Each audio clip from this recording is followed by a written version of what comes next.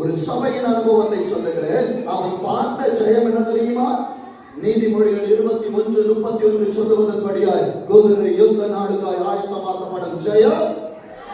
என் அன்பு தேவ பிள்ளைய கர்த்தரால் ஒரு ஜெயத்தை அவன் வாழ்க்கையில் பார்த்தான். 1 சாமுவேல் 18ஆம் அதிகாரம் 6வது வசனத்தை வாசிக்க பார்ப்போம்.